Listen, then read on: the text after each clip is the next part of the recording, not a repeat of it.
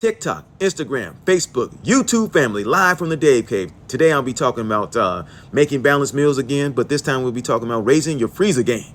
That's right, you're going to have to freeze some of these things. That's why if you make a big meal, you're going to have to freeze some of it. All right, how to avoid dreaded freezer burn, and they're going to give us other advice as well. So this, again, my source is Omada, Omada.com. All right, use it well, and your freezer can quickly become a go-to source of nutritious dinners. Before you start stocking it full of home-cooked meals, take inventory and make space. Toss out mystery containers. That happened to me. We had some shark in the freezer. I wasn't gonna touch it. I said it was time to go. If you don't eat it within 4 to 6 months, just get rid of it. You're not gonna eat it now. If you probably haven't, you're not gonna eat it, so forget it. Just get rid of it. Now, I also suggest a stand-up freezer, because that way you don't get to the bottom and you don't see what's going on or whatever. But that's a whole nother thing.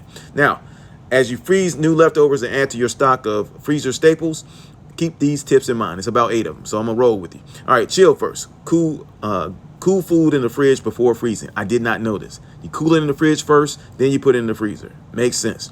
Because you can defrost nearby freezer items and lower temperatures to the point the bacteria can grow. Man, it's a helpful tip. 2, leave space between freezer shelves. Avoid stacking food so high that touch the bottom of the next shelf. Circulating air is the key. Number 3, guard against freezer burn. That just means you got to have air. If you got a Ziploc bag, you need to make sure that you have the air out of it, right?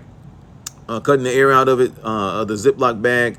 Keep the freezer bags close before, and wrapping the foods tightly in plastic wrap. You know I'm using saran wrap. You know I ain't about them store brands. All right, number 4, defrost safely. Now, one of the safest ways to defrost uncooked meat, poultry, or seafood is to move it to the fridge the day before you plan on using it. Again, you're going to have some planning and, make it happen. Now, this is also a great way to defrost previously cooked frozen foods before reheating them. Number 5, consider freezing single portions. Freeze in sandwich-sized zip-top bags and defrost only what you need. Number 6, freeze the day you cook. That day. Don't wait. For great flavor, freeze the extra food the day you cook it, not when you think it's on the brink of going bad. That don't even make sense. Now, number 7, buy frozen foods to save you time. Frozen chopped veggies, brown rice, quinoa, and things of that nature. Number 8, label and date everything before you freeze it. This is the key. I use Ziploc bags. Put the date on the outside. Put the day in which you freeze it and what it is. I know you should see it, but sometimes I'm ethnic, and I will put them in aluminum foil, and so I don't know what it is. So I put it on the outside, use some Scotch tape, and boom, there you have it. All right, live from the Dave Cave. Stay healthy, learn to freeze, and keep your stuff together. All right, take care. God bless. Later.